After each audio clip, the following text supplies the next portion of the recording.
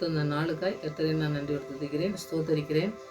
தானியலை பற்றி தான் நம்ம தியானிச்சிட்ருக்கோம். தானியல் 1வது அதிகாரத்தை இன்றைக்கி தியானிக்கலாம். 10வது வசனத்திலிருந்து நம்ம 21வது வசனம் வரைக்கும் இன்றைக்கி தியானிக்கலாம். அவங்க முக்கியமாக இந்த வசனத்தில் நீங்கள் படிக்கும் பொழுது போஜனம், அதாவது சாப்பிட கொடுக்குறதுல அவங்க சாப்பிட மாட்டேன்னு சொல்லி அவங்க அதை தவிர்த்தாங்க. அதை எதிர்த்து நிற்கலை. நம்ம ஒரு சாப்பாடு பிடிக்கலன்னா இது எப்படின்னு சண்டை போடுவோம் பார்த்திங்களா, அந்த மாதிரிலாம் நம்ம வீட்டில் சண்டை போடல. அவங்க அடிமையாக கொண்டு போகப்பட்ட ஒரு இடத்துலையும் கூட அவங்க எப்படி தாழ்மையாக இருந்தாங்கங்கிறத தான் நம்ம இன்றைக்கி தியானிக்க போகிறோம். தாழ்மையாக இருந்தது மாத்திரமல்ல, தவணை கேட்டு அந்த இடத்துல எப்படி ஆண்டவருடைய நாமத்தை மகிமைப்படுத்தி அவர் நாமம் மகிமைப்படும். அடுத்தது நம்முடைய வாழ்க்கையிலையும் செய்ய வேண்டிய காரியங்களை ஆண்டவர் செய்கிறதுக்கு நம்ம இடம் கொடுக்குறதா இருக்கும். அதனால் தானியலை படிக்கும்பொழுது நிறைய காரியங்களை நம்ம கற்றுக்கொள்ள முடியும். அதனால் அதை தியானிப்போம். ஆண்டவர் நம்மளோட பேச ஜெயிப்போம். நல்லா தகப்பனே நன்றி செலுத்துகிற சுவாமி. வசனங்களை நாங்கள் தியானிக்கும்போது எங்களோடு நீங்கள் பேச வேண்டுமா ஜெபிக்கிறோம் சுவாமி. தகப்பனே, நாங்கள் எதை என்றாலும் நல்லவரே எங்களுடைய விருப்பத்துக்கு நாங்கள் சாப்பிடாதபடி ஆண்டவரே நீங்கள் கொடுத்துருக்க சட்டத்தின்படி ஆண்டவரே அந்த போஜனத்துக்கு அவங்க எப்படி இருந்தாங்க சுவாமி. ஆண்டவரே அதை எதிர்த்து நிற்காதபடி அதை தவிர்த்து எப்படி அந்த இடத்துல ஆசீர்வாதத்தை சுதந்திரத்துக்கொண்டு உங்களுடைய நாமத்தை மகிமைப்படுத்தினார்களோ அப்படி நாங்களும் கூட எல்லா இடத்திலும் ஆண்டவரே உங்களுக்கு பிரியமில்லாத காரியங்களை செய்யாமல் இருக்க எங்களுக்கு தானியல் புஸ்தகத்தை எழுதியிருக்க தயவுக்காக நன்றி செலுத்துவோம் சுவாமி.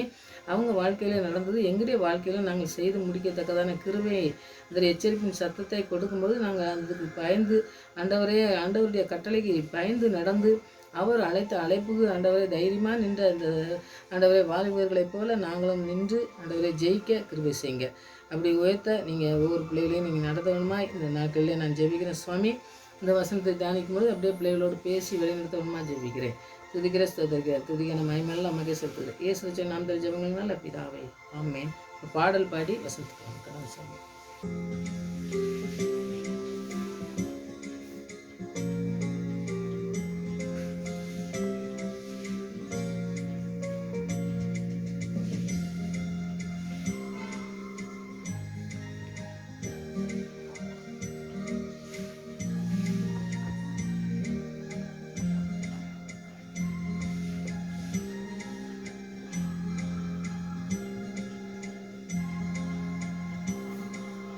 உமக்கு மகிமை தருகிறோம், உம்மில்தான் மகிழ்ச்சி அடைகிறோம். உமக்கு மகிமை தருகிறோம், உம்மில்தான் மகிழ்ச்சி அடைகிறோம்.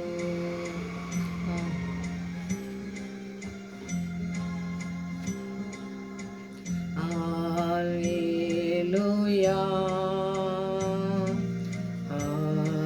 hallelujah, hallelujah, hallelujah.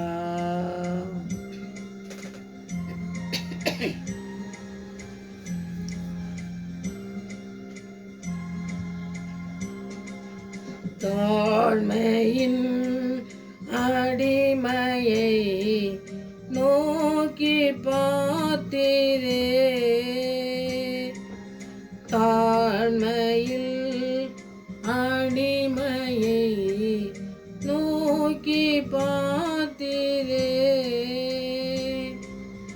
உயர்த்தி மகிழ்ந்தீரே. ஒரு கோடி ஸ்தோத்திரமே, உயர்த்தி மகிழ்ந்தீரே.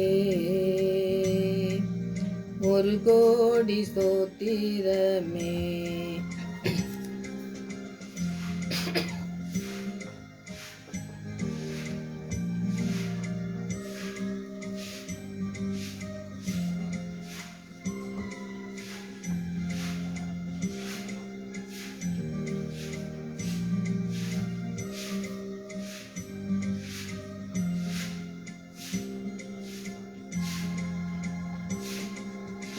நல்லவரே மகிமையா அதிசயம் செய்தி, நல்லவரே மகிமையாய் அதிசயம் செய்தி.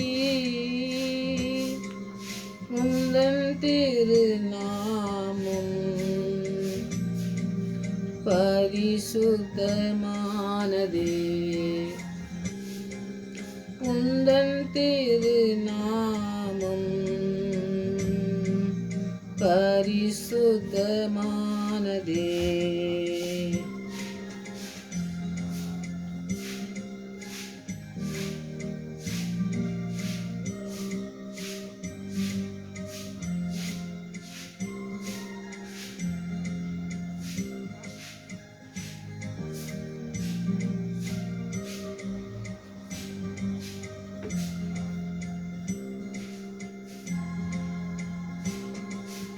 வலியோரை அகற்றி நீ தாழ்ந்தோரை உயர்த்தி நீ.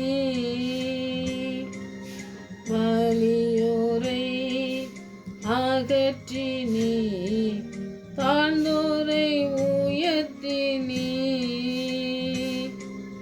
பசித்தோரை நன்மைகளா திருப்தியாக்கி நீ. பசித்தோரை நன்மைகளா திருப்தியாக்கி நீ.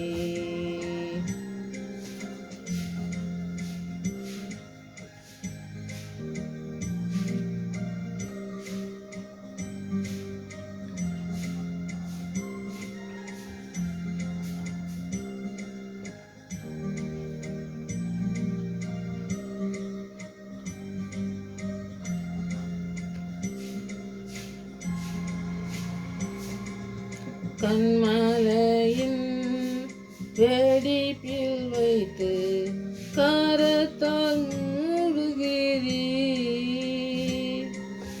கண்மலையின் வெடிப்பில் வைத்து கரத்தால் மூடுகிறீர். என்ன சொல்லி பாடுவேன் என் இதய வேந்தனே. என்ன சொல்லி பாடுவேன் என் இதய வேந்தனே. ஹல்லேலூயா ஹல்லேலூயா ஹல்லேலூயா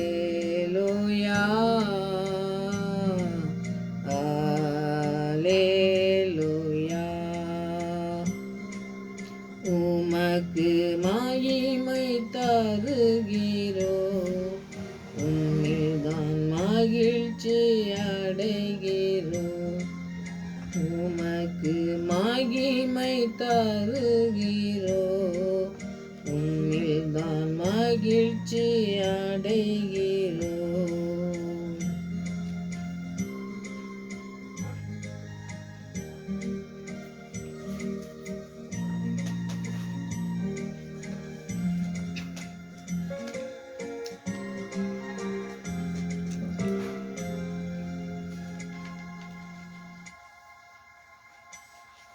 இன்றைக்கி நம்ம தானியேல் புஸ்தகத்தில் 1வது அதிகாரத்தில் 10வது வசனத்துலேருந்து 21வது வசனம் வரைக்கும் நீங்கள் தியானிச்சிங்கனாக்கி அந்த இடத்துல ஆண்டவர் என்னென்னலாம் செய்கிறாரு, இவங்க 4 பேரும் என்ன ஆண்டவர் நடத்தினார் அப்படிங்கிற ஒரு காரியத்தை நம்ம கற்றுக்கொள்ளலாம். ஏன்னா நம்ம இவங்க அடிமையாக தான் வர்றாங்க. ஆண்டவர் கொண்டு வரும்போது இவங்க அடிமை, நம்ம ஒரு இடத்துக்கு அடிமைத்தனமாக நம்ம கொண்டு போகணும்னா அவங்க சொன்னதை தான் கேட்கணும்.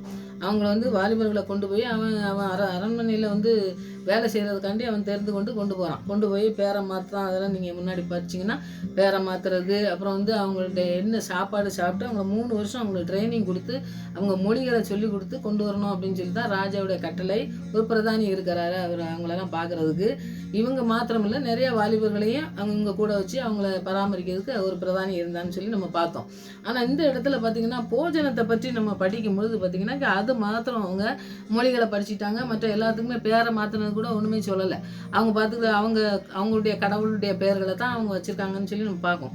அப்படி வச்ச பொழுதும் கூட அவங்க வந்து அதை தட்டி ஐயோ எங்களுக்கெல்லாம் பேரை மாற்றக்கூடாது அப்படிலாம் சொல்லவே செய்யலை. ஆனால் அந்த போஜனம் அந்த சாப்பிட்றது கொடுக்கும்பொழுது மாத்திரம் அவங்க வந்து அதை சாப்பாடை தவிர்க்கணும்னு பார்க்காங்க. நம்ம வந்து ஒரு சாப்பாடு போகிறோம், நமக்கு பிடிக்காத சாப்பாடை தந்தாங்க, நம்ம வந்து அந்த இடத்துல வந்து நிறைய பேர் பார்த்தீங்கன்னா எப்படி இந்த சாப்பாடை தரலாம், எனக்கு இதெல்லாம் பிடிக்காது அப்படின்லாம் நம்ம தர்க்கம் பண்ணுறது, வீட்டில் கூட தர்க்கம் பண்ணுறவங்க நிறைய பேர் இருக்கும்ல. அந்த மாதிரி இல்லாமல் இவங்க அடிமையாக போன போது கூட அந்த பிரதானிக்கிட்ட என்ன சொல்கிறாங்கன்னாக்கி ஒரு தவணை கேட்காங்க. நீங்கள் வந்து இந்த மாதிரி எங்களை சோதிச்சு பாருங்கள், நாங்கள் வந்து இந்த மாதிரி இதை சாப்பிடக்கூடாது அப்படின்னு சொல்லி அவங்க சொல்கிறத நீங்கள் பார்க்கலாம். அவங்க வந்து எந்த இடத்துலையுமே வந்து கடினமாக பேசவே செய்கிறேன்னு சொல்லி நம்ம பார்க்கோம். இந்த மாதிரி பேசாமல் இருக்கணும்னாக்கி அவங்களுடைய அந்த வாலிப வயசில் வர்றாங்க, வந்து யூதர்களாக இருந்து அவங்க வளர்க்கப்பட்டு வர்றாங்க. இங்கே கொண்டு வந்த இடம் வந்து அடிமையாக கொண்டு வந்து அவங்க அரண்மனையில் வேலை பார்க்குறது கொண்டு வந்துருக்காங்கன்னாக்கி இப்போ இவங்க சொன்னதான் கேட்கணும் அப்படிங்கிற ஒரு இது இருந்தாலும், ஆனால் ஆண்டவருடைய கட்டளையை அவங்க அதெல்லாம் வந்து அதை நம்ம பிள்ளைங்களை வளர்க்கும் பார்த்தீங்களா, பிள்ளைங்களை வளர்க்கும்போது சின்ன பிள்ளையிலேருந்து சொல்லிக் கொடுக்குற ஒரு காரியத்தை சொல்லிக் கொடுக்கும் பொழுது அதில் வந்து அவங்க நல்லா அதில் கவனம் செலுத்தி அதில் நல்லா கரெக்டாக இருப்பாங்க. அப்படிப்பட்ட காரியங்களை நம்ம சொல்லும் பொழுது தான் இந்த இடையில வாலிப வயது வந்த பிறகு ஒரு 20 வயசு 25 வயசு வந்த பிறகு நம்ம சொல்லிக் கொடுத்தோம்னாக்கி அதுக்கு வந்து அவங்க இணங்கி நடக்கிறதுக்கு ரொம்ப கஷ்டப்படுவாங்க. அவங்களுக்கு அது தெரியாது. நம்ம ஜெபிக்கிறதுக்கே பார்த்தீங்கன்னாக்கி சிலர் சொல்கிறது பாருங்கள், சின்ன பிள்ளையிலேருந்தே ஜெபம் பண்ண சொல்லி கொடுத்துருவோம் பாருங்கள். அங்கே பிள்ளைங்களாம் ஜெபம் பண்ணுவாங்க, இல்லை வேதத்தை வாசிக்கணும், இதை வந்து தியானிக்கணும், இல்லாட்டா நம்ம மீட்டிங் போனாக்கிட்டே இந்த மாதிரி நோட்டெல்லாம் வச்சு நம்ம வசனம்லாம் எழுதி வச்சு நீ வீட்டில் வந்து தியானிக்கணும் அப்படின்லாம் நம்ம சொல்லி கொடுக்கும்போது அந்த பிள்ளைங்களாம் என்ன செய்வாங்கன்னா அதை கடைபிடிப்பாங்க. பார்த்தீங்களா, நம்ம சாதாரணமாக நம்ம எப்படி பிள்ளைங்களை வளர்க்குறோமோ அந்த மாதிரி யூதர்கள் மத்தியில் அவங்க வந்து எப்படி வளர்த்துருக்காங்க அப்படிங்கிறத நீங்கள் பார்த்தீங்கன்னாக்கி அவங்க சட்டப்படி, அதாவது அவங்க சட்டம் அதுங்கள்லாம் படித்து அவங்க நல்லா ஒரு தேர்ந்தவங்களாக இருந்ததுனால அவங்க வந்து என்ன செஞ்சுருக்காங்க, எல்லாத்தையும் கற்றுக்கிட்டு இருந்திருக்காங்க. நம்ம பிள்ளைங்களை கற்றுக் கொடுக்குறது ஒன்று இருக்குது, அவங்களும் கற்றுக்கொள்வாங்க. அப்படிப்பட்ட காரியங்களை செய்தால் தான் அவங்க வந்து அந்த காரியத்தில் நீங்கள் நிலைச்சி நிற்க முடியும் அப்படிங்கிறத நீங்கள் பார்க்கலாம். அந்த காரியத்தை நம்ம ஆண்டவருடைய காரியத்தில் அவங்க வழி நடத்தினதை நம்ம பார்க்கோம். அப்போ வந்து இந்த உபாகமத்தில் 6வது அதிகாரத்தில் நீங்கள் படித்து பார்த்தீங்கன்னாக்கி அந்த 1-2 வசனத்தை நீங்கள் படித்து பார்த்தீங்கன்னா ஆண்டவர் நம்ம பிள்ளைங்களை எப்படி வளர்க்கணும், அந்த கட்டளையெல்லாம் எப்படி கற்றுக் கொடுக்கணும், போதிச்சு நடக்கணும், அந்த கட்டளைகளை அவங்க நியமங்களெல்லாம் தெரிஞ்சு வச்சுருக்கிறதுனால தான் இவங்க இந்த சட்டப்படி நான் இந்த சட்டத்துக்கு முரணாக நான் வந்து நடக்க மாட்டேன் அப்படின்னு சொல்லி அவங்க சொல்கிறத நீங்கள் பார்க்கலாம். அந்த காரியங்களில் நீங்கள் பார்த்தீங்கன்னாக்கி இந்த லேவியராகமத்தில் 11வது அதிகாரத்தில் 44வது வசனத்துலேருந்து 47வது வசனம் வரைக்கும், லேவியராகமம் 11வது அதிகாரத்தில் 44லேருந்து 47 வரைக்கும் ஒரு சட்டத்தை மோசே வந்து எழுதி வச்சிருக்கிறாரு. அந்த இதை நீங்கள் படிச்சுக்கோங்க. அதை பார்த்தீங்கன்னாக்கி அரசன் கொடுத்த ஒரு காரியத்தை ஏன் அவங்க தவிர்த்தாங்கன்னாக்கி, அரசன் வந்து சாப்பிட சொன்னது அவன் அரண்மனையில் அவன் சாப்பிட்ற ஒரு சாப்பாடை தான் குடிக்க சொன்னான். அது வந்து அதை வந்து அவங்க வந்து தவிர்த்த மட்டும் அதை சாப்பிட்றதுக்கு மறுத்து அதை வந்து நான் செய்யவே கூடாது அப்படின்ட்டு துணிஞ்சு நின்னாங்க. ஏன்னா அந்த அந்த பிரதானி சொல்லுவான், நீங்கள் இதை சாப்பிடலனாக்கி என் தலையை வெட்டிடுவார் ராஜா அப்படின்னு சொல்லும் பொழுது அவங்க கொடுக்குற விடையை வந்து அடுத்து பார்ப்போம். ஆனால் இந்த சாப்பாட்டில் என்னெல்லாம் இருந்துன்ட்டு ஒருவேளை அவங்களுக்கு தெரிஞ்சிருக்கலாம். நான் வந்து சில 3 காரியங்கள் அதில் இருக்குது, அதனால தான் அவங்க சாப்பிட மாட்டேன்னு சொன்னாங்க அப்படிங்கிறத நாம் பிள்ளைங்களை வளர்க்குறோம், நம்ம என்ன சாப்பிடணும்னு சொல்லுவோம், சாப்பிடக்கூடாதுன்னு சொல்லுவோம் பார்த்தீங்களா, அந்த மாதிரி அவங்க வளர்த்து அதுதான் நான் சொல்கிறேன். பேரண்ட்ஸ் வந்து வளர்க்கணும், இவங்களும் அதை கடைபிடிக்கிறதுக்கு இருந்ததுனால ஆண்டவர் வந்து நடத்தினார். அப்படி பிள்ளைங்களை நாமளும் நடத்தணுங்கிறதுனால இதை நான் இதை நம்ம கற்றுக்கொள்ளணும். முதல்ல பார்த்திங்கன்னா திராட்சை ரசம் இந்த உணவு அதெல்லாம் வந்து அவங்க விக்கிரகம் தானே இது பண்ணாங்க, அந்த விக்கிரகத்துக்கு படைச்சிட்டு அப்புறம் கொண்டாந்து கொடுத்துருக்காங்க. அதனால அதை தவிர்த்தாங்க. முதலாவது நம்ம பார்க்கோம். 2வது பார்த்திங்கன்னாக்கி அந்த மோசே சட்டத்தில் அவர் எழுதினார்ல, நான் அந்த லேவியராம் சொன்னவங்க அதை படிங்க, அந்த இடத்துல பார்த்திங்கனாக்கி அவர் வந்து நிறைய அந்த எந்த உணவுலாம் சாப்பிடக்கூடாது, எது சாப்பிடணும் சட்டப்படி அந்த மாதிரி கட்டளையெல்லாம் எழுதி வச்சிருந்தார் பார்த்தீங்களா. அந்த உணவுக்கு விலக்கு அந்த மாதிரி வேண்டாத சாப்பாடுகள்லாம் கொண்டு வந்திருக்காங்கன்னு சொல்லி பார்ப்போம். 3வது பார்த்திங்கனாக்கி அவங்க நசரேய விரதத்தை மேற்கொண்டவர்களாக இருந்திருக்கலாம்னு சொல்லி நம்ம வேதாமம் நீங்கள் மொழிபெயர்ப்பு அந்த மாதிரிலாம் பார்த்தீங்கன்னாக்கி அந்த மாதிரி 3 காரியங்கள் இருந்ததுனால அவங்க வந்து ஆண்டவருக்கு பிரியமில்லாத காரியங்கள் இந்த திராட்சை ரசம் அதெல்லாம் குடிக்கக்கூடாதுன்னு சொல்லி ஒரு கட்டளை இருந்தது. அதையும் அவங்க வச்சுருந்ததுனால, அதுக்கப்புறம் மோசே கட்டளை சட்ட திட்டங்கள் இதெல்லாம் சாப்பிடக்கூடாதுன்னு வச்சுருந்தது. இவங்க நசரேன்ட்டு சொல்லி வச்சுருந்தது. நீங்கள் வந்து இந்த 3 காரியத்துலேயும் மோசே சட்டத்தையும் இருக்குது, அடுத்தது இந்த விக்கிரங்களை படைக்கிறதுல ஆண்டவரே அது சொல்லியிருக்கிறாரு, அது செய்யக்கூடாதுன்னு சொல்லி. இந்த 3வது காரியம் நசரே விரதங்கும் போது நீங்கள் நியாயாதிபதிகளை படிச்சிங்கன்னா நிறைய தெரியும். சிம்சனை அழைச்சது அப்படி தான். நியாயாதிபதிகள் 13வது அதிகாரத்தில் 4, 5, 7 படிச்சிங்கன்னாக்கி அவங்க அவங்க பிள்ளை இல்லாத இருக்கும்போது ஆண்டவர் சொல்கிறது நசரேயனாக இவன் இருக்கணும், இவன் திராட்சரசம் என்னெல்லாம் சாப்பிடக்கூடாது அப்படிங்கிற காரியத்தெல்லாம் நீங்கள் அந்த இடத்துல படிச்சிங்கனாக்கி இருக்குது. அந்த இடத்த நீங்கள் தியானிங்க, படிங்க. அதை படித்து நீங்கள் தியானிச்சிங்கனாக்கி இந்த காரியத்துக்கெல்லாம் நீங்கள் கற்றுக்கொள்ளலாம். அப்படிப்பட்ட காரியங்கள் இருக்கிறதுனால இந்த ராஜ போஷன் இந்த சாப்பிடுறதுல மட்டும் அவங்க ஏற்றுன்னு எனக்கு அது வேண்டாம், இது சாப்பிட மாட்டோம் அப்படின்னு சொல்லி ஆண்டவருக்கு பிரியமில்லாத காரியங்களாக இருந்ததுனால அவங்க வந்து அதை செய்யாமல் இருந்தாங்க அப்படிங்கிறத நம்ம தியானிக்கலாம். இப்போ வந்து அந்த அந்த காரியங்களை செய்யும் பொழுது பார்த்திங்கன்னாக்கி நீங்கள் இந்த திராட்சை ரசம் அப்படிங்கும் பொழுது நீங்கள் நம்ம சாதாரணமான திராட்சை ரசம்ன்ட்டு நினைக்கலாம். ஆனால் அப்படி இல்லை, அது வந்து ஒரு போதையை உருவாக்கக்கூடிய ஒரு காரியங்கள் அப்படின்னு சொல்லி இந்த நம்ம பழைய ஏற்பாட்டில் நிறைய நீங்கள் படிக்கலாம். அது வந்து நோவா காலத்தில் கூட அவர் திராட்சை ரசத்தை குடிச்சிட்டு அந்த கதையெல்லாம் நீங்கள் படிச்சிங்கனாக்கி உங்களுக்கு தெரியும். அந்த நோவா காலத்தில் நடந்ததெல்லாம் நீங்கள் படிங்க. அப்போ அந்த திராட்சை ரசங்கும்போது ரொம்ப வந்து ஆண்டவருக்கு பிரியமில்லாத காரியங்கள் செய்கிறாங்க, அதுக்கு தான் அது ஒத்து போகிறதுனால அது வந்து நம்ம செய்யக்கூடாது அப்படின்ட்டு அவங்க துணிஞ்சு நின்னாங்கன்னு சொல்லி பார்க்கும்பொழுதே இந்த நசரேயா இதை வந்து அவங்க வந்து அந்த மாதிரி தான் ஆண்டவர் அழைச்சி கொண்டு வந்திருக்காருன்னு சொல்லி நம்ம பார்க்கலாம்.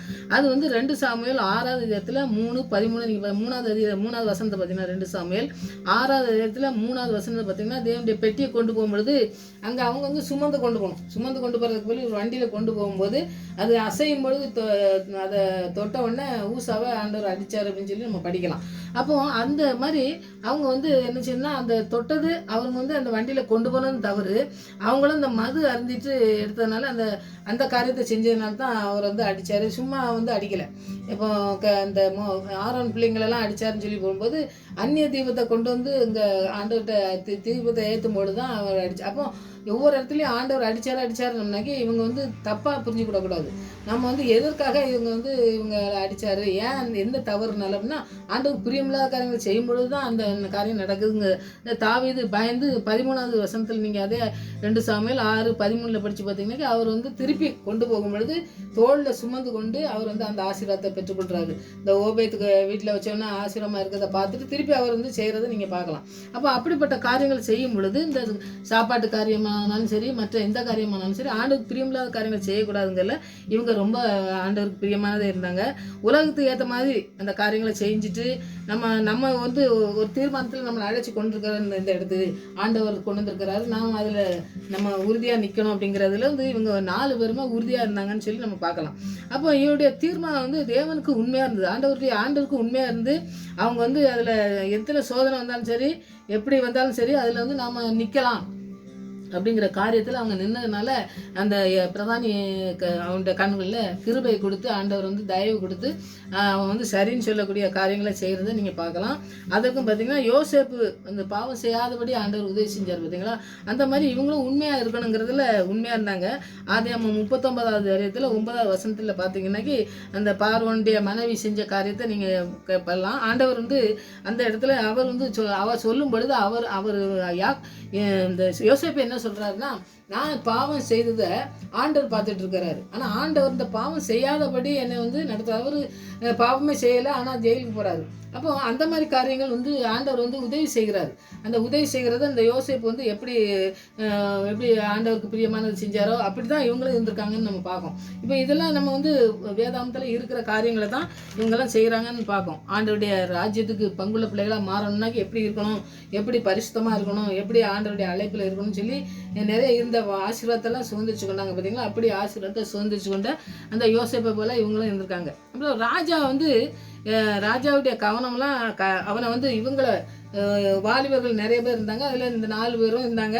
எல்லாரையும் வந்து கண்காணிக்குது, அதாவது அவங்கள்ட்ட கவனம் செலுத்தி அவங்கள்ட்ட அவங்க வந்து நல்ல கண்டிப்பாக இருக்கணும் அப்படிங்கிறதுல ரொம்ப முக்கியமாக அவங்க வந்து கவனம் செலுத்த சொன்னான்னு சொல்லி இந்த தானியேல் 1வது அதிகாரத்தெல்லாம் நீங்கள் படித்து பார்த்தீங்கன்னாக்கி வசனத்தை நீங்கள் படிச்சிங்கனாக்கி இது நிறைய தெரியும்.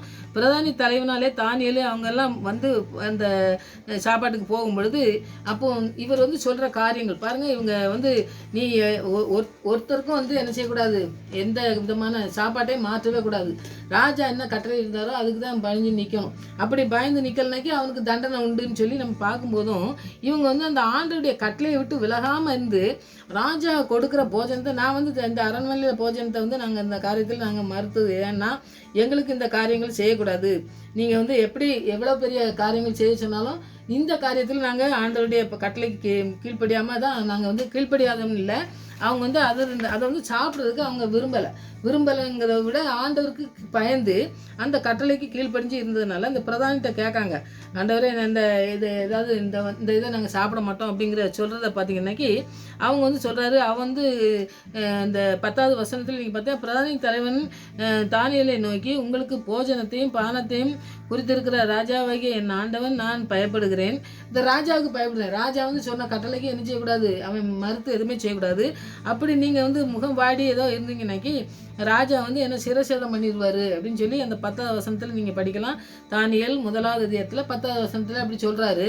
அப்போ இவங்கெல்லாம் சொல்கிறாங்க, நாங்கள் பிரதானியை எப்படியாவது நீங்கள் எனக்கு இந்த சாப்பாடு வேண்டாம், நாங்கள் ஒரு உடனே என்ன செய்கிறாங்கன்னா அவங்க வந்து ஒரு தவணை கேட்காங்க. இங்கே வந்து இதெல்லாம் செய்ய முடியாது ராஜா ஏன்னா நம்ம போகிற இடத்துல எந்த தலைவர் கட்டளை செய்கிறாங்களோ அந்த கட்டளைக்கு தான் கீழ்ப்படுகிறது தான் வேலை செய்கிறவனுக்கு பிரதானிக்கு வேலை. ஆனால் இவங்க சொன்னாங்கன்னு மாற்றினோம்னாக்கி, இப்போ நம்ம ஒரு இடத்துல போய் ஒரு 100 பேர் இருக்காங்கன்னு வைங்க, அதில் ஒரு 10 பேர் எனக்கு நாங்கள் ஆண்டவருக்கு கீழ்ப்படிஞ்சு இருப்போம், நாங்கள் இதெல்லாம் சாப்பிட மாட்டோம்னு சொல்லிட்டு 90 பேர் சாப்பிடும்போது அந்த 90 பேருமே பிரச்சனை பண்ணுவான். அப்புறம் பார்த்தீங்கன்னா இது ராஜா கிட்ட போனோம்னா இன்னும் பிரச்சனையாகும். அப்போ இவன் வந்து என்ன செய்யக்கூடாது, இதுக்கு ராஜா கட்டளைக்கு கீழ்ப்படியாமல் எதுவுமே செய்யக்கூடாது. அப்படி இருக்க தீர்மானம் இருந்த பொழுதுலும் கூட இவங்க வந்து ஒரு தவணையை கேட்குறத நீங்கள் இந்த இடத்துல படிக்கலாம். அப்போ வந்து கேட்காரு, என்ன செய்கிறாங்க பாருங்கள். 12வது வசனத்தில் பார்த்தீங்கன்னாக்கி 10 நாள் வரைக்கும் அடியாரையும் சோதித்து பாரும், எங்களுக்கு புசிக்க பருப்பு முதலான மரக்கறிகளையும் குடிக்க தண்ணீரையும் கொடுத்து எங்கள் முகங்கள் எப்படி இருக்குதோ அந்த 13வது வசனத்தை படித்து பார்த்தீங்கன்னாக்கி எங்கள் முகமும் அவங்க முகத்தையும் பாருங்கள், 10 நாள் சாப்பிட கொடுங்க. நீங்கள் அந்த 10 நாளில் நீங்கள் எப்படி இருக்குன்னு பார்த்துட்டு அதுக்கப்புறம் நீங்கள் வந்து சொல்கிறத நாங்கள் கேட்கோம் அப்படின்னு சொல்லி ஒரு தவணையை கேட்டு அவங்க ஜெபத்தோட, அவங்க பயம் இருக்குது, அடுத்தது மறுப்பும் செய்ய முடியாது. ஆனால் 10 நாள் பார்க்க சொல்லி கேட்கும் பொழுது இவன் வந்து செய்யணும். ஏன்னா வந்து ராஜா சொல்லியிருக்கிறது 3 வருஷம் எல்லாத்தையும் எல்லாத்தையும் சொல்லி என்கிட்ட கொண்டு வரணும் இவங்களை, அதில் நான் செலக்ட் பண்ணுவேன்னு சொல்லியிருக்கான். அப்போ அந்த இடத்துல வந்து இவங்க வந்து இவன் முடிவு எடுக்கவே முடியாது. அப்படி இருக்கும்போது நீங்கள் தண்ணீரை இதெல்லாம் கொடுங்க, மற்ற அந்த ராஜபோஜனத்தை புசிக்கிற வாலிபர்களோட எங்கள் முகம் எப்படி இருக்குன்னு நீங்கள் பாருங்கள், அதுக்கப்புறம் சோதிச்சு பாருங்கன்னு சொல்லி அந்த இடத்துல சொல்கிறத பார்க்கும். 13, 14, 15 பார்த்தீங்கன்னா 10 நாளும் சோதித்து பார்த்தான். அந்த 10 நாள் சென்ற பின்பு இந்த 15வது வசனத்தை நீங்கள் படித்து பார்த்தீங்கன்னாக்கி 10 நாள் சென்ற பின்பு ராஜபோஜனத்தை புசித்த எல்லா வாலிபரை பார்க்கிறோம் அவர்கள் முகம் களையுள்ளதாயும் சரீர புஷ்டியுள்ளதாயும் காணப்பட்டது. இப்போ இவங்கெல்லாம் சாப்பிட்றதுக்கு என்ன செய்தாரோ ஆண்டவர் அவங்களுக்கு ஒரு கேட்கும்போது பார்த்தீங்கன்னாக்கி எந்த இடத்துல அவன் என் சிரசேதம் பண்ணிடுவான் அப்படி இப்படின்னு சொல்லும்போது கூட ஆண்டவர் வந்து ஒரு அவங்க கேட்குற கேள்விக்கு அவங்க கொடுக்க எனக்கு சாப்பிடக்கு தாங்கன்னு சொல்கிற இதுக்கு வந்து இவன் வந்து என்ன செய்கிறான், ஒரு சரின்னு சொல்லி அவன் செய்கிறதுக்கு ஆண்டவருடைய கிருபை அவங்களுக்கு கொடுக்கப்படுது. ஆண்டவருடைய தயை வந்து அவங்க அந்த பிரதானி வந்து செய்கிறான்னு சொல்லி பார்க்கும். அப்போ நம்ம வந்து ஆண்டவருடைய கட்டளைக்கு கீழ்ப்படிஞ்சு நடக்கும் பொழுது இவங்க என்ன செஞ்சுருக்காங்க, அந்த தைரியம் இருந்தது, நமக்கு அந்த தைரியம் இருக்குதா அப்படின்னு பார்க்கணும். ஏன்னா அந்த தைரியத்தோடு தான் அவங்க என்ன செய்கிறாங்க, பிரதானிகிட்ட கேட்டு அந்த சாப்பிட்டு அந்த காரியத்தில் அந்த மற்ற வாலிபர்கள்லாம் இருக்காங்க பார்த்தீங்களா, அவங்களோட இவங்களையும் சேர்த்து பார்க்கும் பொழுது அவங்களோட இவங்க நல்லா புஷ்டியாக இருக்காங்கன்னு சொல்லி நம்ம பார்க்கோம். அப்போ அப்படி இருக்கும் பொழுது தான் அவங்க என்ன செய்கிறாங்க, யோசனை பண்ணுவான், சரி இவங்க ஆண்டவர் வந்து பெரியவர், இவங்க சொல்கிறதுபடி நம்ம கேட்போம்னு சொல்லி. அப்போ அந்த 3 வருஷம் இருந்தால் பார்த்தீங்களா, அந்த 3 வருஷமும் அதை தான் சாப்பிட்ருப்பாங்க. அப்போ அப்படிப்பட்ட கிருபை, பெரிய கிருபை நமக்கு. அவங்க 10 நாள் தவணை கேட்டாங்க, ஆனால் 3 வருஷமும் ஆண்டவர் வந்து நடத்தி வந்திருக்கிறாரு நம்ம பார்க்கலாம். அப்போ பிரதானிகிட்ட வந்து கேட்டு பெற்றுக்கொண்டதெல்லாம் பார்த்தீங்கன்னாக்கி 10 நாள் தான். ஆனால் 3 வருஷமும் ஆண்டவர் நடத்தி அவங்கள எந்த விதமான தீட்டையும் சாப்பிடாதபடி அவங்கள நடத்தி சென்றதை நம்ம பார்க்கோம். சோதனை காலத்தில் வந்து பார்த்திங்கன்னாக்கி சோதனை வரும் பொழுது பார்த்திங்கன்னா நம்ம ஆண்டவர்கிட்ட அர்ப்பணித்து நம்ம அவருடைய கட்டளை கீழ்ப்படியும் பொழுது பிரதானி கண்ணிலையும் கிருபை கிடைக்க செய்வார். நமக்கும் வந்து ஆசீர்வாதத்தை நம்ம தந்து நம்ம அந்த இடத்துல வெக்கப்படாதபடி நம்மளை காத்து வழி நடத்துகிற தேவன்ட்டு இந்த 4 பேரும் நம்பி இருந்ததுனால அந்த ஆசீர்வாதத்தை அவர் கொடுத்தாருன்னு சொல்லி பார்க்கலாம். அந்த தானியேல்லே 1வது இடத்துல 17வது வசனத்தில் பார்த்தீங்கன்னாக்கி இந்த 4 வாலிபருக்கும் தேவன் சகல எழுத்திலும் ஞானத்திலும் அறிவையும் சாமர்த்தியத்தையும் கொடுத்தார். தானியேலை சகல தரிசனங்களையும் சொப்பனங்களையும் அறியத்தக்க அறிவுள்ளவனாக்கினார். இப்போ பார்த்தீங்கன்னாக்கி எல்லாவற்றையும் இந்த திராட்சை ரசத்தை அதெல்லாம் நீக்கி இவங்க வெறும் பருப்பு தான் சாப்பிட்டாங்கன்னு சொல்லி நம்ம பார்க்கோம். அப்படி சாப்பிடும்போது ஆண்டவர் வந்து அந்த அழைத்த அழைப்பு இந்த இடத்துல நிறைவேறதை நம்ம பார்க்கோம். ஆண்டவர் கொடுத்த ஞானம், அறிவு, எல்லாவற்றையும் பெற்றுக்கொண்டு அவங்க போகிறாங்கன்னு சொல்லி பார்க்க. அப்போ அவங்களுக்கு கொடுத்துருக்க ஞானம் எப்படின்னாக்கி ஆண்டுடைய கட்டளைக்கு கீழ்ப்படியணும். எங்கே சென்றாலும் சரி, எங்கே போனாலும் சரி, ஆண்டுடைய கட்டளை கீழ்ப்படிஞ்சு நம்ம நடக்கணும் அப்படிங்கிறத சொல்லும் பொழுது ஆண்டவர் வந்து பெரிய காரியத்தை அவங்களுக்கு செய்கிறாருன்னு சொல்லி பார்க்கும். அவங்களுக்கு ஞானத்தையும் அறிவையும் கொடுத்து தானியேலுக்கு சகல தரிசனத்தையும், இப்போ முன்னாடியே அவங்க தரிசனத்தை காண்பான், அவங்க குறி சொல்கிறது அதெல்லாம் இருந்தாங்கன்னு சொல்லி நம்ம பார்க்கோம் அவங்க கூட. ஆனால் அவங்கள விட ஆண்டவர் கொடுக்குற அந்த ஞானத்தினால நிறைக்கப்பட்ட பிள்ளைங்களாக இவங்க போனதுனால சகல தரிசனமும், சகலம்னா என்ன, இவருக்கு தெரியாது எதுவுமே இல்லாதபடி ஆண்டவர் மறைபொருளை வந்து சொல்லக்கூடிய ஒரு ராஜாவுக்கு எல்லாத்தையும் சொன்னார்ல, பின்னாடி வரலாம். அந்த இடத்துல அப்படிப்பட்ட அறிவுள்ளவனா மாற்றி ஆண்டவர் தானியேலை தனியாக அவர் வந்து நடத்தினதை நீங்கள் பார்க்கலாம். இப்போ வந்து பார்த்தீங்கன்னா தானியேல் அவங்க 3 நண்பர்கள் எல்லாரும் வர்றாங்க. இந்த சாப்பாடு விஷயம் எல்லாம் முடிஞ்சுது. சாப்பாடு விஷயம் முடிஞ்ச உடனே இவங்க என்ன செய்கிறாங்க, இவங்க நல்லா புஷ்டியாக இருக்காங்க, நல்லா இருக்காங்க. ஆண்டவர் அந்த ஞானத்தை கொடுத்தாருன்னு சொல்லி நம்ம வேதத்தில் வாசிக்கிறோம். அந்த ஞானத்தெல்லாம் பெற்றுக்கொண்ட இந்த எல்லாம் முடிஞ்ச பிறகு அப்படியே அதோட நின்று விடாமல் 18, 19 நீங்கள் படித்து பார்த்தீங்கன்னாக்கி ராஜா வந்து பாருங்கள், அவர்களை ராஜாவிடத்தில் கொண்டு போகிறதுக்கு குறித்த நாள் நிறைவேறின போது பிரதானி தலைவன் அவரை நேபுகாத்நேச்சார் முன்பாக கொண்டு வந்து விட்டான் அப்படின்னு சொல்லி பார்ப்போம். 18வது வசனத்தை நீங்கள் படித்து பார்த்தீங்கன்னாக்கி ராஜாக்கிட்ட இப்போ கொண்டு போய் விடுற ஒரு நாள் வந்து வந்துருச்சு. அந்த 3 வருஷம் அவன் ட்ரைனிங் கொடுத்து எல்லாம் கொண்டு வந்து என்கிட்ட கொண்டு வந்து அதுக்கப்புறம் தான் விடணுங்க. அப்போ அந்த இந்த 3 வருஷத்தில் ஆண்டவர் இவங்களுக்கு எப்படி ட்ரைனிங் கொடுத்து இவங்களுக்கு கட்டளை கடைபிடிக்கிறதுக்கு நிறைய கஷ்டங்கள் இருந்திருக்கும். அந்த இடத்துல நிறையா இவங்களுக்கு பிடிக்காத காரியங்கள் நடந்திருக்கலாம். அந்த இடத்துல வந்து சூழ்நிலையில் எல்லாவற்றிலும் ஆண்டவர் நடத்தி சென்று அவங்கள ஒரு விதத்திலும் கைவிடாதபடி சாப்பாட்டிலையும் சரி மற்ற எல்லா காரியத்திலும் செஞ்சுருப்பார். அப்போ அவங்க அப்படிப்பட்ட ஞானத்தினால நிறைஞ்சி அந்த ஆண்டவர் நடத்தலுக்கு ஒப்பு கொடுத்ததுனால அவங்க ஒரு நாள் வெக்கப்படலை. இப்போ இவங்களை எல்லாருமே கூப்பிட்டு எல்லா நிறைய வாலிபர்கள் இருந்திருக்காங்க. அதோட இந்த 4 பேரையும் கூப்பிட்டு போய் அவங்க வந்து ராஜாவிட்ட கொண்டு போய் அவங்க நேபுகாத்நேச்சார் அவங்ககிட்ட கொண்டு போய் விடுதாங்க. மற்ற வாலிபர்களையும் அவங்களோட வித்தியாசமாக இருக்கிறது அவங்க காண்கிறத நீங்கள் அடுத்த வசனத்தில் நீங்கள் படித்து பார்த்தீங்கன்னாக்கி தெரியும். 19 வசனம், ராஜா அவர்களோட பேசினான். இப்போ ராஜா வந்து பேசுகிறார். இந்த நிறைய பேரை கூப்பிட்டு போய் வாலிபர்களெல்லாம் கொண்டு போய் விடும்பொழுது அவங்க செலக்ட் பண்ணணும். இப்போ நம்ம ஒரு இடத்துக்கு வேலைக்கு போகும்பொழுது இன்டர்வியூ வைக்காங்கல்ல, அந்த இடத்துல செலக்ட் பண்ணனாக்கி நிறைய பேர் போயிருப்பாங்க. ஒரு 100 பேர் போயிருப்பாங்க, 1000 பேர் போயிருப்பாங்க. எல்லாருமே அதே படிப்பு படித்தவங்களா போயிருந்தாலும் கூட அவங்க வந்து யாரை செலக்ட் பண்ணாங்களோ அவங்களுக்கு தான் வேலையை கொடுப்பாங்க. அப்போ ஒரு 10 பேரை செலக்ட் பண்ணியிருக்காங்க அப்படின்னு சொன்னோம்னாக்கி அவங்களோட பேசுவாங்க, கேள்வி கேட்பாங்க. நீங்கள் உங்களுக்கு தெரியும், அந்த மாதிரி கேள்வியை கேட்கும்போது அதுக்கு பதில் சரியாக சொல்லி அவங்களுக்கு ராஜாவுக்கு பிரியமானதை மாத்திரம்தான் இவங்க எடுப்பாங்க. அவனுக்கு பிரியமில்லாத காரியங்களை செய்யறவங்கள அவங்க உள்ளே வேலைக்கு வச்சுக்க மாட்டான். அப்போ அவன் சொன்னதே முதல்ல அழைப்பே அதுதான். நல்ல ஞானம், நம்ம ஊரை நம்ம தேசத்தை விட ஞானத்தில் எல்லாத்துலேயும் நிறைய வளர்ந்தவங்களாக இருக்கணும், கல்வியாக இருக்கணும், அறிவாக இருக்கணும், எல்லாம் இருக்கணும், அழகாக இருக்கணும்லாம் சொல்லி கேட்டான் பார்த்தீங்களா. அப்போது அவன் வந்து செலக்ட் பண்ணும்போதும் என்ன செய்வான், நம்ம தேசத்தை விட நல்லா புஷ்டியாக இருக்கிறவனா, நல்ல ஞானத்தில் அறிவிலலாம் இருக்கிறவனா, நல்ல ஆரோக்கியமாக இருக்கிறவனா, ஆண்டவர் வந்து வழிநடத்தின மனுஷன் சொல்லி அவன் பார்க்கும்போதே கண்டுகொள்ளத்தக்கதான கிருபையை இவங்க 4 பேருக்கு மாத்திரம் கொடுத்தாருன்னு சொல்லி நம்ம வாசிக்கும். ஏன்னா நிறைய பேர் கூட எல்லாரு கூடயும் பேசினாரு, ராஜா வந்து எல்லாரு கூடயும் பேசினாருன்னு சொல்லி நம்ம பார்க்கோம்.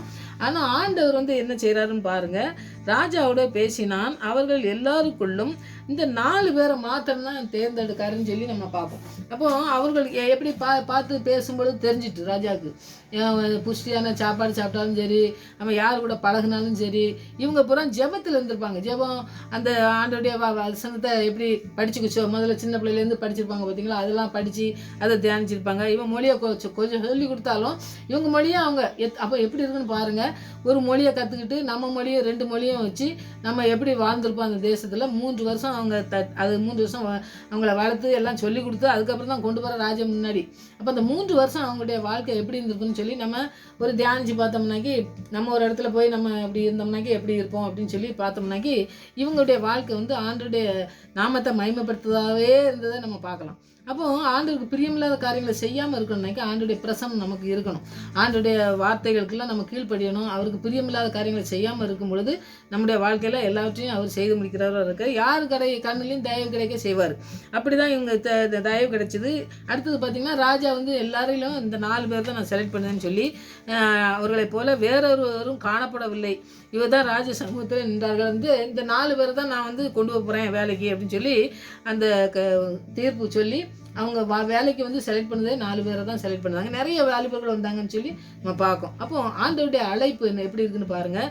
எத்தனை பேர் அழைக்கப்பட்டிருந்தாலும் சரி, ஆண்டவருடைய அழைப்பில் சென்றவங்க எல்லாருமே ஆசீர்வாதத்தை சுதந்திரிச்சு கொள்ள முடியும் அப்படிங்கிறத இந்த இடத்துல நம்ம பார்க்கோம். அடுத்தது 20வது வசனத்தை பற்றினா, ஞானத்துக்கும் புத்திக்கும் அடுத்த எந்த விஷயத்தில் ராஜா அவர்களை கேட்டு விசாரித்தானோ அதிலே தன் ராஜ்யம் எங்கும் உள்ள சகல சாஸ்திரிகளும் சோசியர்களும் அவர்களை 10 மடங்கு சாமர்த்தியராக கண்டான் அப்படின்னு நம்ம பார்க்க 20வது வசனத்தோட முடியுது. அவர் வந்து என்ன செய்கிறாருன்னா, அவர் எல்லாவற்றிலுமே சாமர்த்தியனா என்னெல்லாம் நினச்சனோ, என்னெல்லாம் கேட்டனோ, எப்படிலாம் இருக்கணும்னு சொன்னோம், அது பூராமே இவங்க 4 பேர்ட்டையும் இருக்கிறத நான் பார்க்கேன். மற்ற நம்ம தேசத்தில் உள்ள சாஸ்திரியார் சோசியர் எல்லாமே இருக்கான், அவங்கெல்லாம் அவங்ககிட்டலாம் இல்லை. அதை விட 10 மடங்குன்னா பாருங்கள், 10 மடங்கு 10ன்னு சொல்லும் பொழுது நிறைவானதை குறிக்குதுன்னு சொல்லி நம்ம பார்ப்போம். அப்போ 10 மடங்குனாக்கி இவங்களை விட 10 மடங்கு இருக்குனாக்கி அது ஆண்டவர் மாத்திரம் தான் அவங்களுக்கு கொடுத்துருக்க முடியும். அந்த நேபுகாத்நேச்சார்கிட்ட பேசும் பொழுது, அவங்க செலக்ட் பண்ணும் பொழுதும் ஆண்டவர் அவங்களோட பேசினாதான் இவங்களுடைய எல்லா காரியத்தையும் அவங்க அறிஞ்சு கொள்ள முடியும். ஏன்னா ஒரு ஆவியானவர் இல்லாமல் இந்த காரியங்கள், இந்த பெரிய காரியங்களெல்லாம் அறிஞ்சு கொள்ள முடியாது. ஏன்னா ஆண்டவர் தான் வெளிப்படுத்த முடியும். ஆண்டவர் வெளிப்படுத்தக்கூடிய அளவுக்கு நேபுகாத்நேச்சாரோடு பேசி இந்த வாலிபர்களுடைய ஞானத்தை இவங்களுக்கு எப்படி ஆண்டவர் நடத்த போகிறாரு, எப்படி நடத்துகிறாருங்கிற காரியத்தெல்லாம் அறிஞ்சிக்கிட்டு ஆண்டவர் நடத்துறதுனால இவங்களுடைய வைராக்கியம், இவங்க ஆண்டவர் கட்டளைக்கு எப்படி கீழ்ப்படிஞ்சாங்கன்னு சொல்லி பார்க்கும் பொழுது ஆண்டவர் எப்படி நடத்தினார்னு பாருங்கள். எந்த தேசத்துக்கு போனாலும், எந்த அடிமையாக போனாலும் ஆண்டோடைய கட்டளைக்கு கீழ்ப்படிஞ்சு நம்ம இருக்கும் பொழுது ஆண்டோடைய வசனம் நம்மளை தேர்ச்சி நம்மளை நடத்தி ஒரு பொழுதும் நம்மளை வந்து வெட்கப்படுத்தாதபடி காத்து வழி நடத்த வல்லமுள்ளதாக இருக்குது. அதனால் இந்த 20வது வசனம் தானியேல் 1வது அதிகாரத்தில் 20வது வசனம் ரொம்ப முக்கியமானது. எல்லாவற்றிலும் அங்கே வந்து மற்ற வாலிபரோட ஞானத்தில் எல்லாத்துலேயும் 10 மடங்கு இருக்குதுன்னு சொல்லி அந்த ராஜா வந்து சொல்லி அவர்களை வந்து ராஜ்யத்துக்கு எல்லாவற்றிலும் உயர்த்து தான். அப்போ ராஜா எந்த தேசத்தில் உள்ளவன், நம்ம தேசத்தில் உள்ளவனை தான் உயர்த்தணும். நம்ம சொல்லுவோம் பார்த்தீங்களா, நம்ம கூட இருக்கவங்கள தான் உயர்த்தணும். நம்ம தேசத்தில் இருக்கவங்க, நம்ம கூட படித்தவங்கள, அங்கே தான் நம்ம ஸ்கூலில், நம்ம நிறைய ஸ்கூலில் படிக்கிறவங்க பார்த்திங்கன்னா அந்த ட்ரைனிங் படிச்சுக்கவங்கள அவங்களே வச்சுக்கிடுவாங்க. ஏன்னா அந்த பிள்ளைங்க நல்லா படிக்கிறாங்க, நல்ல கேரக்டர் நல்லா இருக்குது, அதனால் அவங்க பார்த்து அவங்க படிப்பாங்க. ஒரு 4 வருஷம் படிக்கலாம், 3 வருஷம் படிக்கலாம், 2 வருஷம் படிக்கலாம். படிக்கும்போது பார்க்காங்க அந்த பிள்ளைங்க நல்ல பிள்ளைங்கன்னா அவங்க ஸ்கூல் இருக்கலாம், ஒரு காலேஜ் தான் எடுத்துக்கிடுவாங்க. பார்த்தீங்களா, அந்த மாதிரி இந்த பழக்க வழக்கங்கள் அவனுடைய வாழ்க்கையில் எல்லாத்தையும் பேசுகிறான். அப்போ அவங்களோட எப்படி இருக்காங்க அப்படின்னு சொல்லி அவன் தெரிஞ்சுட்டு அவன் அதை வந்து அந்த கேரக்டர் எப்படி இருப்பாங்கன்னு சொல்லி அவங்க தேசத்தில் இருக்கிறவனை விட தேசத்தில் இருக்கிறவங்க நமக்கு எல்லாமே தெரியும். ஆனால் இவங்களை பற்றி தெரியவே செய்யாது. முன்ன தெரியாத ஊர்லேருந்து தேசத்துலேருந்து வந்த யூதர்கள். அப்பவும் பார்த்தீங்கன்னா இவன் என்ன சொல்கிறான், ஆண்டவர் என் ஊரில் இருக்க தேசத்தில் இருக்கிறவனோட 10 மடங்கு நல்ல அறிவாக ஞானமாக இருக்காங்க, அதனால் இவங்களை தான் நான் வந்து அரசாங்கத்தில் நான் வழி நடத்த முடியும், அதனால் எல்லா ராஜ்யத்திலையும் அவங்கள நான் உயர்த்தி வைப்பேன் அப்படின்னு சொல்லி ஒரு ராஜா சொல்லக்கூடிய அளவுக்கு அவர் வந்து கொண்டு போய் அடிமையாக கொண்டு போனாலும் அவங்கள வந்து உயர்த்தினாருன்னு சொல்லி நம்ம பார்க்கோம்.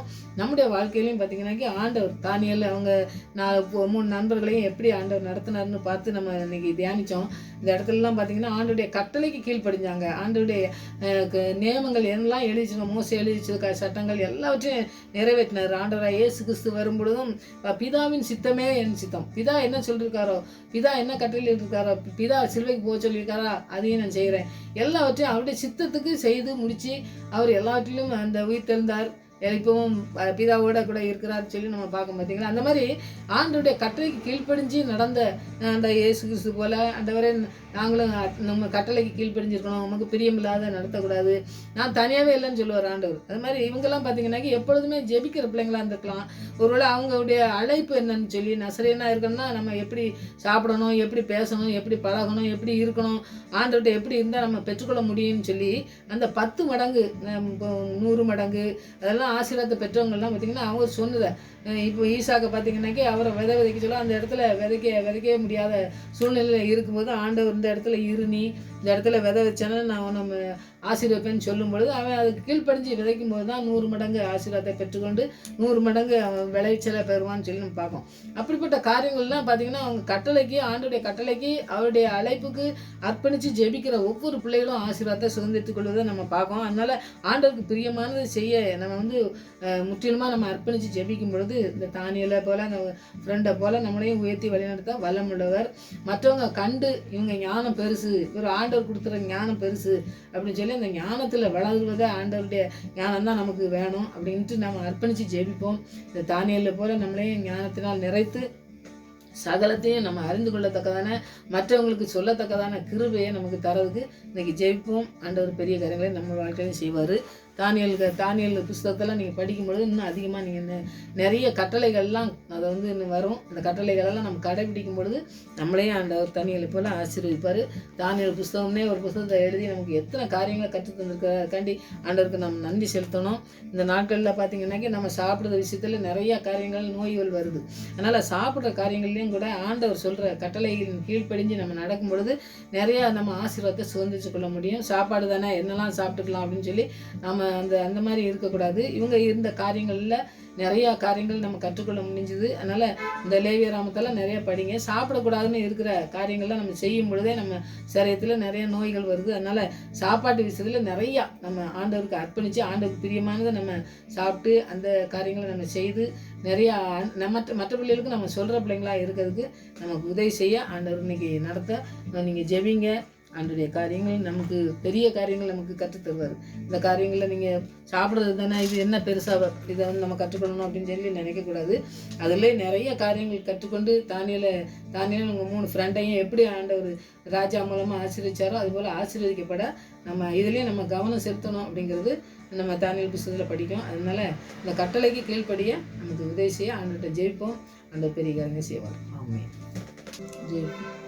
உன்னையே வெறுத்து விட்டான், ஊழியம் செய்திடலாம்,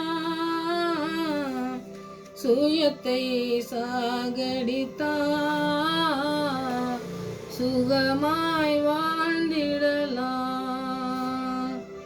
உன்னையே வெறுத்து விட்டான், ஊழியம் செய்திடலாம், சுயத்தை சாகடித்தான், சுகமாய் வாழ்ந்திடலாம். நாங்கள் சுயத்தை வெறுத்து உங்களுக்கு ஊழியம் செய்ய வரணும் ஆண்டவரே. நாங்கள் எங்களுக்கென்று ஆண்டவரே இதையும் சேர்த்து வைக்காதபடி, எங்களையே நாங்கள் மேன்மைப்படுத்தாதபடி, தகப்பனே உங்களுடைய கட்டளைக்கு உங்களுடைய வசனத்துக்கு கீழ்ப்படுகிற பிள்ளைகளை நீங்கள் நோக்கி பார்க்கிற தேவனாக இருக்கிறபடியால் நன்றி செலுத்துகிற சுவாமி. உங்களுடைய கட்டளைகளை அப்படியே கை கொண்டாங்களே சுவாமி. எந்த இடத்துக்கு சென்றாலும் நாங்கள் உங்களுடைய கட்டளையின்படி நீங்கள் என்ன சொல்லுகிறீர்களோ அதுக்கு கீழ்ப்படிந்து நாங்கள் நடக்கும் பொழுது உங்களுடைய ஆசீர்வாதத்தை பெற்றுக்கொள்வோமே.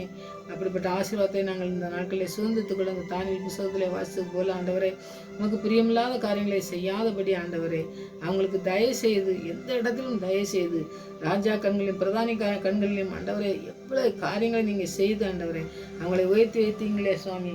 அதுபோல் எங்களுடைய வாழ்க்கையிலே நாங்கள் உங்களுக்கு பிரியமில்லாத காரியங்களை செய்யாதபடி எந்த இடத்துக்கு சென்றாலும் சுவாமி மனிதனை பிரியப்படுத்துவது உலகத்துக்கு ஏற்ற வேஷம் தெரியாதபடி ஆண்டவரே, உம்முடைய ராஜ்யத்துக்கு பங்குள்ள பிள்ளைகளாக நாங்கள் மாறத்தக்கதான கிருபையை நீங்கள் ஊற்றி எங்களை வழிநடத்தத்தக்கதாக நாங்கள் அர்ப்பணிக்க கிருபை தாங்க ஆண்டவரே. அப்படிப்பட்ட ஆசீர்வாதத்தை பெற்றுக்கொண்ட தகப்பனே ஒவ்வொருவரையும் நாங்கள் வாசித்தோமே சுவாமி.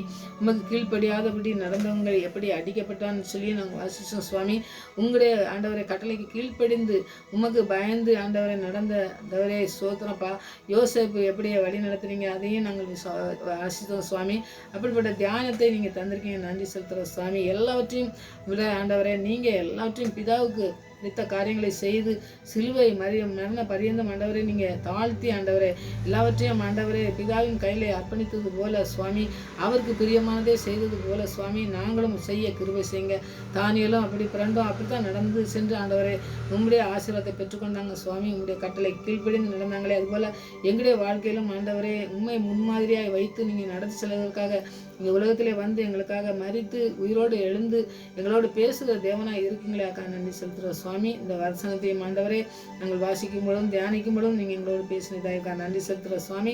நாங்களும் கட்டளைக்கு கீழ்ப்படிய கிருபை தாங்க. உயர்த்துகிற தேவனுடைய கரத்திலே தயை கிடைக்க எங்களுக்கு கிருபை தாங்க சுவாமி. உம்முடைய கட்டளை கீழ்ப்படியும் பொழுது நீங்கள் ஆசீர்வதிப்பீங்க. அதை நாங்கள் கற்றுக்கொள்ள எங்களுக்கு கிருபை தந்திருக்கீங்க அக்கா நன்றி செலுத்துகிறோம் சுவாமி. சாப்பிடுகிற காரியத்திலும் கூட உமக்கு பிரியமில்லாத காரியங்களை நாங்கள் செய்யாதபடி எங்களை ஒவ்வொருவரையும் பத்திரமாய் காத்து வழி நடத்தவனுமா ஜெபி. இந்த நோய் ஆண்டவரை வேதனைக்கு எங்களை விலக்கி காத்து எங்களை நடத்தவனுமா ஜெபிக்கிற சுவாமி. எங்களை ஒவ்வொருவரையும் நீங்கள் வணைந்து கொள்ளவனுமா ஜெபிக்கிற சுவாமி. எங்களுடைய தாயின் கருவிலை உருவாக்கு முன்பாகவே எங்களை தேர்ந்து கொண்ட தேவனாக இருக்கிறபடியா, எங்களை அழைத்த தேவனாக இருக்கிறபடியா எங்களை முற்றிலுமாய் உங்களுடைய கரத்தில் அர்ப்பணிக்கும் பொழுது நீங்கள் அற்புதமாய் நடத்த வேண்டுமா ஜெபிக்கிற சுவாமி. உங்களுடைய வளமுள்ள கரம் பிரகாரம் பிள்ளைகளை நடத்த வேண்டுமா ஜெபிக்கிற சுவாமி. இந்த நாட்களிலே ஆண்டவரே இங்கும் அங்கும் அலையாதபடி ஆலோசனை உம்மிடத்திலே கேட்டு உம்முடைய ஆலோசனைப்படி உம்முடைய ஆண்டவரே வார்த்தையின்படி நடந்து செல்ல பிள்ளைகளை நீங்கள் உயர்த்த வேண்டுமா ஜெபிக்கிற சுவாமி. எழும்பி பிரகாசிக்கத்தக்கதான கிருபை ஒரு பிள்ளைகளுக்கு நீங்கள் தர வேண்டுமா, ஒரு குடும்பங்களுக்கும் தர வேண்டுமா ஜெபிக்கிற சுவாமி. இந்த கடைசி நாட்களிலே வாழ்ந்து கொண்டிருக்கிற எங்களுக்கு எல்லாவற்றையும் செய்து முடிக்கிறவராய், எல்லா சட்ட திட்டங்கள் எல்லாவற்றையும் நீங்கள் செய்து முடிக்கிறவராய் இருங்க சுவாமி. ஆண்டவரே எங்களுக்கு எதிராக வருகிற சட்டங்களுக்கும் திட்டங்களுக்கும் ஆண்டவரை எங்களை விலக்கி காக்க வல்லமையுள்ள தேவன் நீங்கள் ஒருவர் இருக்கிறீர் என்பதை நாங்கள் உணர்ந்து கொள்ள கிருபை செய்யுங்க ஐயா. எங்களுக்கு எதிராக வருகிற எல்லாவற்றையும் நீங்கள் ஆண்டவரை கவனித்து கொண்டு இருக்கீங்க. எல்லாவற்றையும் ஆண்டவரே நீங்கள் ஆண்டவரை கேட்டுக்கொண்டு இருக்கீங்க சுவாமி. எல்லா ஜெபத்துக்கும் பதில் கொடுக்குற தேவனாக இருக்கீங்க. நன்றி செலுத்துகிற சுவாமி. நாங்கள் ஆண்டவரை கடந்து போகிற பாதைகளை எல்லாம் அறிந்த தேவனாக இருக்கீங்க சுவாமி. எல்லா வழிகளிலும் எங்களோடு கூட இருக்கிறபடியா நன்றி செலுத்துறப்பா. எல்லா திட்டங்களையும் ராஜாக்களை ஆண்டவரை உயர்த்தி ராஜாக்களை தள்ளுகிற தேவன். ராஜா எந்த ராஜா வேண்டும் என்றும் எந்த திட்டங்கள் வேண்டும் என்றும் உமக்கு தெரியும் ஆண்டவரே. நாங்கள் ஆண்டவரே அதற்கு ஆண்டவரே கீழ்ப்படியத்தக்கதான கிருபையை தாங்க சுவாமி. உம்முடைய வார்த்தை கீழ்ப்படியும் பொழுது எல்லா சட்ட திட்டங்களும் நீங்க நடத்தி செல்கிறவர் என்பதை நாங்கள் உணர்ந்து உம்முடைய திட்டத்துக்கு நாங்கள் அர்ப்பணித்து ஜெபிக்கிறோம் சுவாமி. எங்களுடைய உலகத்தை நடக்க இருக்கிற எல்லா காரியங்களையும் நீங்க அறிந்திருக்கிறபடியா நீங்க எல்லாவற்றையும் சரியாய் செய்து எங்களுக்கு முடிக்க வல்லமுள்ள தேவனா இருக்கீங்க. வேறு பிரித்த பிள்ளைகளை நீங்க ஆண்டவரே வேறு பிரித்த மாத்திரம் அல்ல ஆண்டவரே அவர்களை உயர்த்தி ஆண்டவரை நடத்த வல்லமுள்ள தேவனா இருக்கீங்க. அதை நாங்கள் உணர்ந்து கொள்ள கிருபை செய்யுங்க ஐயா. நாங்கள் ஜெபிக்கும் பொழுது எதையும் ஆண்டவரே உம்முடைய நாமத்திலே கேட்டு அதை பெற்றுக்கொள்ள கிருபை செய்யுங்க. உம்முடைய நாமத்தினாலே எதை கேட்டாலும் அதை தருவேன்னு சொன்னாலும் ஆண்டவரே எங்களுடைய சித்தத்துக்கு அல்ல ஆண்டவரே உம்முடைய திட்டத்துக்கு உம்முடைய நாம மகிமைக்கென்று நாங்கள் கேட்கும் பொழுது அது ஆண்டவரை சரியாய் செய்து முடிக்க என் தேவன் போதுமானவராக இருக்கிறபடியா நன்றி செலுத்துகிற சுவாமி. எல்லாவற்றையும் நீங்கள் அறிந்திருக்கிற எல்லாவற்றையும் செய்து முடிக்கவும் வல்லமுள்ள தேவனாக இருக்கீங்க. நன்றி செலுத்துறப்பா. எல்லாவற்றையும் இந்த கருத்தில் அர்ப்பணிக்கிற சுவாமி. எங்களுடைய வேண்டுதல் எல்லாவற்றையும் கேட்டு வழிநடத்துகிற தேவனாக இருக்குன்னு நன்றி செலுத்துறோம். துதிக்கிற ஸ்தோத்திரிக்கிறப்பா. உங்களுடைய வல்லமுள்ள கரங்களை தாங்கி வழிநடத்தட்டும். ஒவ்வொரு நாளும் உடைய கிருபையினால் எங்களை சூழ்ந்து வழிநடத்துகிற தயக்காக நன்றி செலுத்துறோம். இரத்த கொட்டைகளை மறைத்து காத்துக்கொள்கிறபடியா நன்றி செலுத்துறப்பா. போக்கில் வார்த்தை கூட இருக்கிறபடியா நன்றி செலுத்துறப்பா. எல்லாவற்றையும் நீங்கள் அறிந்து எல்லாவற்றையும் தேவைகளை எல்லாவற்றையும் சந்திங்க ஆண்டவரே. ஒவ்வொரு பிள்ளையுடைய வாழ்க்கையிலும் நீங்கள் செய்ய இருக்கிற திட்டங்கள் நிறைவேறட்டும் ஆண்டவரே. இந்த நாட்களில் அப்படியே நடத்து செல்ல போறக்காக நன்றி செலுத்துறப்பா.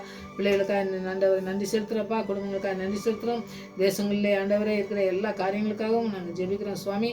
எல்லா காரியங்களையும் நீங்கள் உங்களுடைய கருத்தில் அர்ப்பணிக்கிற சுவாமி. நீங்கள் எல்லாவற்றையும் பொறுப்படுத்தி வளர்ந்தமாக ஜெபிக்கிறோம். உங்களுடைய ஜெபத்துக்கு பதில் கொடுத்த தயவுக்காக உங்கள் நன்றி துதிக்கிற ஸ்தோத்திரிக்கிறோம் அப்பா. மறுபடியும் அந்த சமூகத்தில் வருமுறை எங்களை காத்து வழிநடத்தமாக ஜெபிக்கிறேன். துதிக்கிற மயமெல்லாம் நமக்கே செல்வது ஏசு வச்சு நான் தெரிஞ்சவங்க நல்ல பிதாவே. ஆமென்.